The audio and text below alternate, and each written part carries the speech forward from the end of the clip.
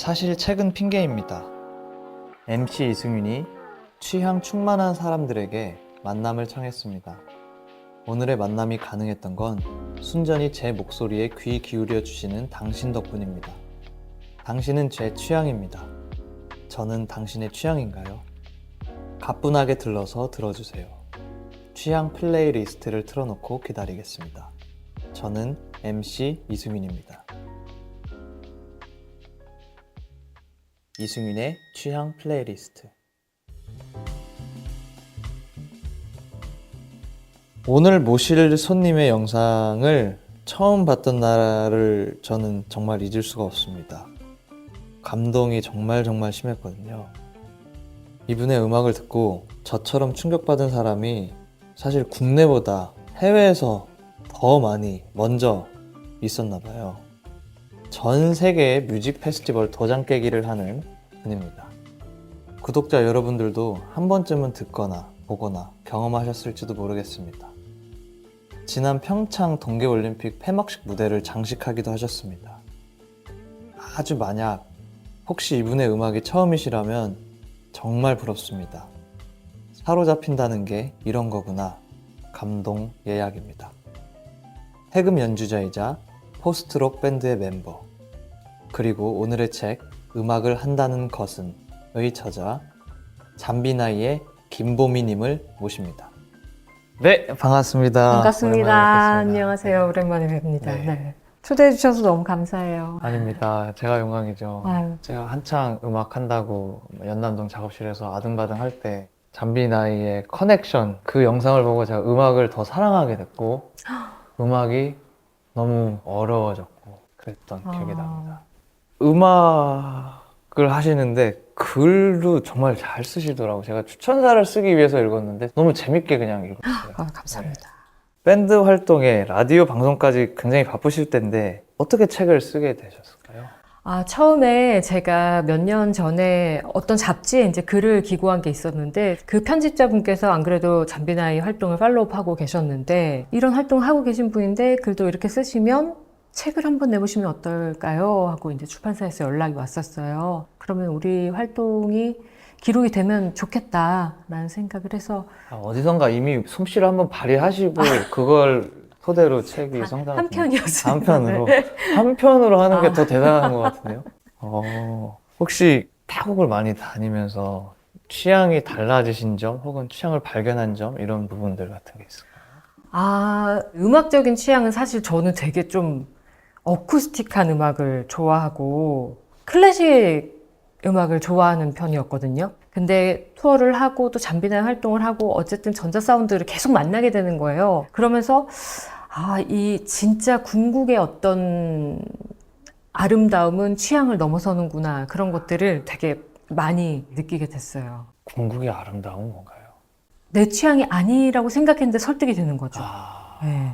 그런 게 있더라고요. 음악도 그렇고. 이건 되게 그냥 너무 사소한 것인데 제가 고수를 절대 못 먹었거든요. 고수. 네. 근데 정말 어떤 음식에선 고수가 없으면 안 되잖아요. 그죠. 네, 그런 음식의 맛을 보고 눈을 뜨게 되면 고수가 없이는 이제 못 사는 사람이 되는 것처럼 그런 게 있더라고요. 네. 이승윤의 취향 플레이리스트. 방구석 음악인 MC 이승윤과 음악인 김보미가 가사를 읽듯이 음악을 한다는 것은 책을 주거니 받거니 불러보는 시간. 책은 핑계라지만 저희만의 책 이야기를 재생합니다. 불도저 마냥 장르의 경계를 허무는 김보미의 음악 인생. 그 출발에 대한 부분을 한번 낭독해 보겠습니다.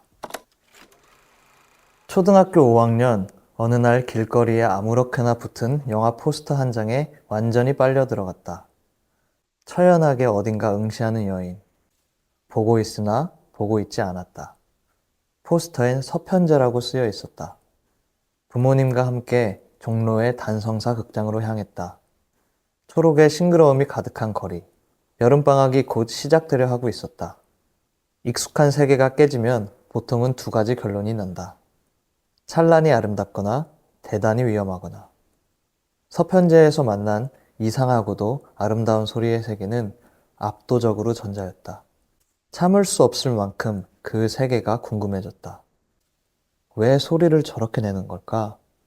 왜 이상하게 소리를 내는데도 시끄럽지 않은 걸까? 소리가 구불구불 질척거리는데 왜 눈물이 나는 걸까? 나는 울고 있었다. 초등학생의 인생이랄 것에 무슨 서름이 그리 많겠냐마는 겪지도 않은 인생의 굴곡을 소리 안에서 간접적으로 체험하는 것 같은 기분이 들었다. 어떤 것이 그렇게 서러우셨나요? 그거가 지금도 의문이에요. 예. 그게 아마 전통 음악, 전통 소리가 가진 가장 큰 매력이 아닐까 싶은데 지금도 저도 그 소리를 찾아가고 있는 과정에 있는 거거든요. 김주파 명인이 계신데 가야금의 산조를 이제 유파를 딱 처음에 세상에 내놓으신 분인데 한평생 자기 산조를 자기 음악을 연주를 하셨어요. 근데 돌아가실 때 이제 좀 산조를 알 것 같은데 하시면서 돌아가셨다는 그 일화가 전설적으로 이렇게 내려오는데 그런 것 같아요. 그 소리를 찾아가는 그게 완성되는 지점이 없는 거죠. 근데 승유 씨께서 이렇게 그 저 추천사에 영원에도 고조가 있음을 어렴풋하게 느꼈다는 말씀을 써주셨거든요. 네. 그게 저는 굉장히 감동적이었는데 그게 바로 이 전통 음악이 가진 어떤 소리의 본질이 아닐까라는 생각이 좀 들었어요. 그거를 뭔가 초등학교 때 잘 모르겠지만 느꼈었던 것 같아요. 아직도 찾아가는 중입니다. 어려워요. 그때 음악인 김보미가 탄생했다. 이렇게 탄생할 뭔가 징조가 보였겠죠. 징조가 보였다. 근데 보통 음악인들 인터뷰 보면 음악을 어떻게 시작하게 되셨나요? 물어보면 잘 기억을 못 하시거나 어쩌다 보니 그렇게 됐다. 저는 학교에서 인기 많아지고 싶어서 이렇게 대답하거든요. 너무 확실한 이유 아닌가요? 그러니까 근데 이렇게 음악에 매료된 순간을 또렷하게 기억하는 사람은 많지 않은 것 같은데 그때도 자극을 하신 건가요? 아니면 되돌아봤더니 그때 그랬구나 인 건가요? 그때 너무 충격적이었어요, 그게. 제가 합창단 생활을 초등학교 때 되게 오랫동안 했었는데 그때는 별로 그런 게 내가 음악을 너무 좋아하고 있구나, 애정하고 있구나를 잘 못 느꼈었거든요. 그냥 시키니까 했고 당연히 해야 되는 거고 그냥 나는 늘 노래를 했으니까 라고 생각했는데 뭔가 그 서편지에서 판소리를 들었을 때는 이게 너무나 충격적이어서 선명하게 아직도 기억이 나요. 난 저거 해야 된다. 어떤 계시가 됐던 것 같아요. 해금을 사랑하게 되기까지의 또 절절한 사연들이 책에 담겨 있는데 그 중에서도 대학 시절 전임 교수님과의 일화는 뭔가 동양 신화 같은 구전되어 내려오는 그런 느낌을 받기도 했거든요. 네. 그래서 김보미님께 전래동화 같은 에피소드를 낭독 부탁드리겠습니다. 교수님은 문득 교수실에 걸려있는 액자를 가리켰다. 흑백의 농담이 아름다운 산수화였다. 저기 벽에 걸린 그림 보이지? 저 그림처럼 연주해보자. 당황했다. 그림처럼 연주하는 것은 어떻게 연주하는 것이지? 그림을 어떻게 소리로 옮기나? 교수님은 그림이 만들어내고 있는 정취를 소리의 질감으로 표현해보는 것, 선의 굵기와 농담을 활의 밀도로 만들어내는 것에 대해 말씀하셨다. 연주는 단지 악보 위에 그려진 음들의 기능을 잘 수행하는 것이라고 생각했던 그간의 세계가 와장창 깨지는 순간이었다. 홍당무처럼 얼굴이 발그레해져서 이러지도 저러지도 못하고 연습한 것만 냅다 연주하고 도망치듯 교수실을 나왔다. 얼마나 충격이었는지 아직도 그날의 교수실 풍경과 창문으로 들어오던 햇살의 각도가 뇌리에 선명하다. 이전 세계가 깨지고 확장되면서 그 자리에 새 살이 돋는다면 나는 얼마나 많은 흉터를 갖고 있을까. 그날 처음 알게 되었다. 세상의 어떤 형상도 소리로 옮길 수 있다는 것을. 너무 멋있습니다. 세상의 어떤 형상도 소리로 옮길 수 있다. 이렇게 아름다운 게 흉터라면 상처투성이가 돼도 좋겠다라는 생각도 드는 것 같습니다.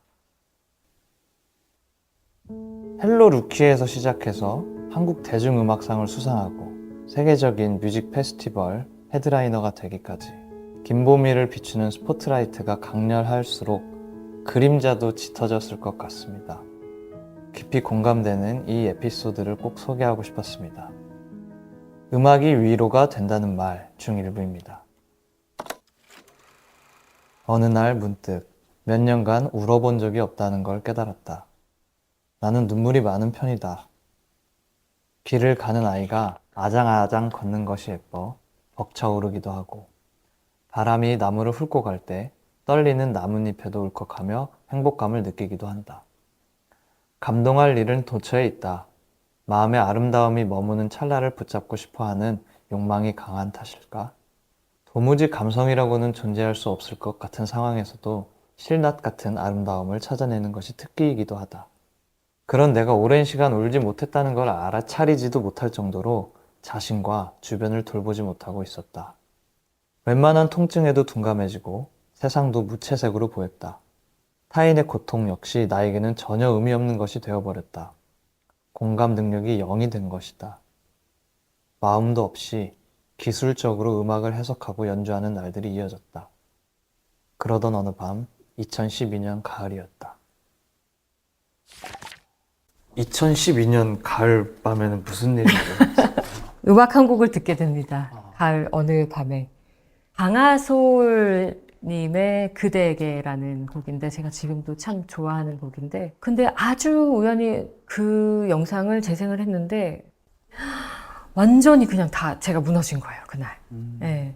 되게 단촐한 기타 한 대 들고 하는 나지막히 읊조리는 노래인데 그날 밤새 울었거든요. 왜 우는지도 모르고. 네, 그런 날들이 있잖아요. 근데 그 후로 제 감정에 대해서 보살피고 나를 조금 챙겨야 되겠다라는 생각도 들고, 그러면서 음악이 물리적으로 뭘 해줄 수 있는 건 아니지만 결과적으로는 내면에 힘을 주는구나. 이렇게 만져주기도 하고 또 단단하게 해주기도 하고 그런 역할을 하는구나라는 거를 절대적으로 이제 딱 느끼게 된 거죠. 그래서 그날 좀 특별하게 기억이 나요. 감동을 받았어요. 어떤 기분을 느꼈어요. 인생에 이런 무언가를 가져다 주었어요 라고 말씀해 주실 때, 근데 한 번씩 리스너로서 그런 일들은 있는 것 같아서 맞아요. 음악이 뭐가 있긴 있나? 라는 생각을 하는 것 같습니다. 제가 한 번은 또 학교 수업하러 가는 길이었거든요. 네. 승유님 다리 참 예쁘다고를 이제 들으면서 가는데 또 좋아하는 노래니까 플레이를 했어요. 그 전에도 들었었던 노래인데 갑자기 그날 막 눈물이 나는 거예요. 이제 10분 있으면 학교 도착해서 수업을 해야 되는데, 그러니까 그런 게, 그러니까 어느 날 어느 때에 나한테 와 닿는 거, 네, 그런 게 있는 것 같아요. 그러면은 그 음악이 전과는 완전히 달라지고 나한테, 네, 그래서 또 특별하게 되고, 그런 경험들이 한 번씩은 누구나 있지 않을까 싶어요. 그래서 잠비나이의 노래도 관객들에게 그런 많은 경험을 선사해 주셨을 것 같습니다. 많은 분들이 자기가 지금 울고 있는데 왜 우는지 모르겠다. 예, 그런 얘기를 이제 공연 끝나고 와서 막 저희를 붙잡고 이렇게 하시면 되게 좋죠. 근데 진짜 왜 우시는 걸까요? 그러니까 제가 리스너로서 그런 걸 느꼈을 때 같은 감정을 느끼시지 않았을까. 저도 제가 왜 우는지 모르거든요. 그러니까요. 그러니까 음악은 진짜 뭘까요? 그러니까요. 그게 음악이 할 일이 아니에요. 죽기 직전에 알게 되는 음악이 이런 건 것 같아. 이제 좀 알 것 이러고 같은데 네. 하면서. 모든 에피소드에서 보미님의 마음이 많이 느껴졌지만 또 유난히 진심이 꾹꾹 담겼다라고 느꼈던 부분은 음악의 회복력, 예술의 힘을 믿는다라는 부분이었습니다. 네. 어쨌든 우리가 미움이 생기고 다툼이 생기고 하는 것들이 다 마음의 문제잖아요. 근데 이런 것들이 조금 더 타인에 대한 이해와 배려를 할 수 있는 마음의 상태가 된다면 어쨌든 인간 사회에서는 서로가 관계하고 사는 거니까 그런 관계들에 있어서 조금 더 유연해지지 않을까라는 생각이 들고, 그거를 예술이, 음악이 해줄 수 있는 것 같아요. 네. 보미님의 책을 읽으면서 음악인으로서 되게 그래도 내가 하는 일이 약간의 의미가 있을 수 있겠구나라는 위로를 되게 많이 받았던 것 같습니다. 그럼 너무 영광입니다. 그런데 또 이제 잠비나이가 너무 바빠져서 소모된다고 느낄 무렵에 또 슬럼프를 만났다라고 하셨습니다. 그 슬럼프를 극복하는 방법이 지하 골방에서 찬조를 연습하는 거였는데 그 대목을 읽으면서 이분은 정말 끝도 없이 성실하다 이런 생각을 했습니다. 이 성실함의 근원이 뭘까요? 제가 생각했을 때 저는 게으름의 인간화라고 생각을 하는데 아마 계속 지속적인 연습을 하는 거는 그냥 음악하는 사람들의 어떤 숙명이잖아요. 그리고 음악으로 슬럼프가 온 거는 음악으로 또 풀 수밖에 없는 것이 또 음악인의 어떤 숙명이라고 생각을 하는데 제가 누군가의 공연을 갈 때도 마찬가지고 저희 공연을 보러 오시는 분들도 어떻게 생각하면 되게 사람이 많이 모였네 뭐 이렇게 아주 심플하게 생각할 수도 있겠지만 그 하나하나의 개인의 어떤 역사 안에서 보면 시간과 에너지와 나의 열정과 모든 것들을 갖고 이렇게 그 현장에 이렇게 모여 있는 거잖아요. 근데 그게 너무 소중하더라고요. 그런 것들을 절대 잊으면 안 되겠다. 그러면 내가 이 사람들한테 한순간이라도 실망을 주면 안 될 텐데 그래서 혼자 나름대로는 그걸 극복하려고 다른 스타일의 음악을 또 연습하면서 여기에 갈증을 또 채우고 했었던 것 같아요. 좀 완벽주의적인. 어릴 때는 조금 더 심했던. 방금 그 생각했어요. 한순간 정도는 실망시켜도 되잖아요. 저도 당연히 실수가 있죠. 한순간 정도. 실수가 있죠. 그러면 너무 이게 커요. 아, 네. 당연히 사람이기 때문에 무대에서 실수를 할 때도 있는데 그런 것들을 이제 좀 너무 막 힘들어하고 있다 보니까 무대에서를 잘 즐기는 친구가 좀 내려놓으라. 그 에피소드. 내려놓는 것이 오히려 더 발전하는 데 도움이 될 수도 있다. 그런 얘기를 또 해주더라고요. 네. 말씀해주신 이야기는 두 줄 사이를 오가며 라는 에피소드에 자세히 나와 있습니다. 근데 사람은 잘 안 변하잖아요. 그래서 성실함이 몸에 배어 있으니까 무슨 일을 하든 열심히 하실 것 같은데 책 쓰기도 마찬가지였을 것 같습니다. 첫 책을 쓰는 과정은 어떠셨습니까? 이것도 실망시키지 않기 위한 어떤 그런 거에서 오시는 압박감이 있었을까요? 아니면 그냥 그런 거 있는 것 같아요. 제가 막 엄청나게 창의적이거나 아니면 제가 뭔가 제 스스로를 기획해서 하는 거는 좀 못해요. 근데 시키는 일, 저한테 주어진 일, 이거는 제가 K 장녀라서 네, 진짜 완전 이건 다 해내야 되는데 어떤 약간 강박적인 책임감 같은 게 조금 있는 편이어서 책도 열심히 썼어요. 정말 열심히 썼고 그리고 제가 지금 하고 있는 일들, 잠비나의 투어 모든 것들을 다 하면서 또 책을 썼어야 됐기 때문에 투어를 다니면서 그 흔들리는 차 안에서 막 이렇게 쓰고 그랬었던 게 기억나요. 그 성실함은 음악을 성실하게 하는 거랑 같은 종류의 것이었을까요? 아니면 좀 다른 종류의 것? 음악이 이제는 조금 숙련이 돼서 그런지 훨씬 편한 것 같아요. 음악을 할 때의 성실함이 훨씬 더 편안하게 느껴지고 정말 힘들었어요. 책 쓸 때. 그리고 제가 이렇게 쓰는 것이 맞는지에 대한 기준이 제가 아직은 없다 보니까 그래서 1년 동안 이렇게 계속 쓰고 없고를 계속 했던 것 같아요. 책을 보다 보면 에세이 같기도 한데 어떤 음악인의 성장 소설 같기도 하고 뭔가 위인전 같기도 합니다. 저에겐 위인이시기 때문에. 근데 이 책의 미덕은 절대 중구난방하지 않는다는 건데요. 이 책의 정체가 뭘까 생각을 해봤더니 제목이 음악을 한다는 것이 아니라 음악을 한다는 것은 이라는 겁니다. 이 다음에 올 말을 여쭤보고 싶어요. 책을 통해 독자에게 전하고 싶은 말일 수도 있을 것 같습니다. 음악을 한다는 것은 무엇일까요? 사실 이 제목을 제가 지은 게 아니에요. 네, 출판사에서 지어주신 건데 네. 처음에 이 제목이 나왔을 때 제가 너무 깜짝 놀란 거예요. 또 원로 음악인 같은 너무 그런 제목이 아니냐라고 했더니 오히려 제 글을 읽으시고 되게 소소하고 담담한 고백 같다라는 피드백을 주시더라고요, 출판사에서. 그러고서는 다시 한번 저한테 그럼 나한테 음악을 하는 거는 뭐지? 라는 질문을 다시 한번 저한테 해봤을 때 그냥 제가 제 인생을 돌아봤더니 음악밖에 한 게 없는 거예요. 그러니까 음악은 그냥 제 삶인 거죠. 그러니까 삶을 산다는 것과 전혀 다르지 않은 동의어더라고요. 그래서 음악을 하지 않는 입장에서 보면 약간은 다른 결로 보이지만 결국에는 똑같이 사는 얘기구나라는 생각이 들더라고요. 그래서 음악을 한다는 것은 삶을 산다는 것과 다르지 않다라는 생각을 해봤어요. 멋있습니다. 저도 추천사 쓰면서 그 얘기를 썼던 것 같은데, 이건 꼭 음악이라는 키워드에 국한된 책이 아니라 한 개인의 삶, 그리고 한 개인이 삶을 지그재그로 살면서 이렇게 밟고 겪어내고 느끼고, 그리고 본인의 견해를 가지고 무너지고 일어서고 하는 개인의 산다는 것은 이고, 독자로 하여금 나도 살아야지 라는 마음을 들게 하는 책인 것 같다라는 생각을 했어요. 아유, 감사합니다. 너무 좋았습니다. 극찬을 해주시네요.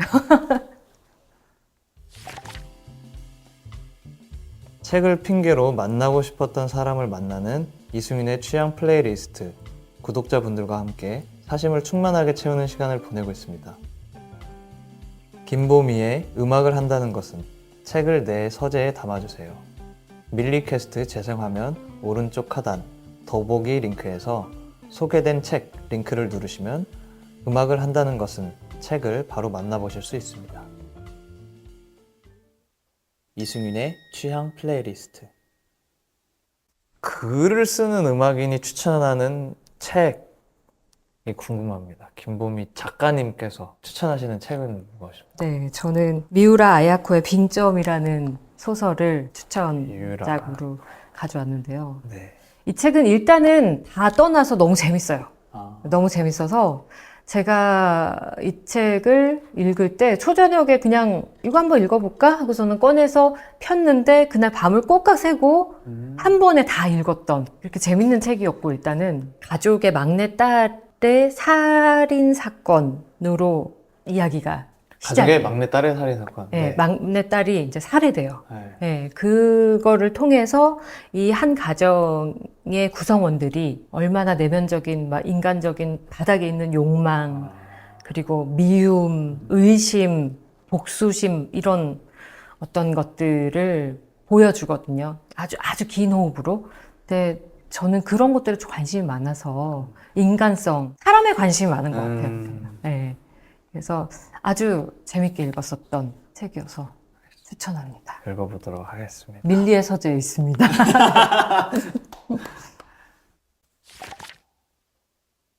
한 예술가가 고백합니다. 스스로 좋아하지도 않았고 배움은 더뎠으며 세상이 환대해주지 않았지만 끝끝내 붙든 것이 자기를 살리고 사람들을 감동해 울게 했다고요. 김보미에게 그것은 해금이었습니다. 당신만의 해금은 무엇인가요? 음악을 한다는 것은 책 속에 이런 글귀가 있습니다. 나는 현재의 나를 연주할 뿐이다. 이 문장에서 연주라는 단어가 놓인 자리에 자기 인생의 주제를 넣을 수 있지 않을까요? 저는 현재의 나를 노래할 뿐입니다. 구독자 여러분이 완성할 각자의 문장이 궁금합니다. 이승윤의 취향 플레이리스트 4번째 시간. 오늘의 재생은 여기서 마치겠습니다.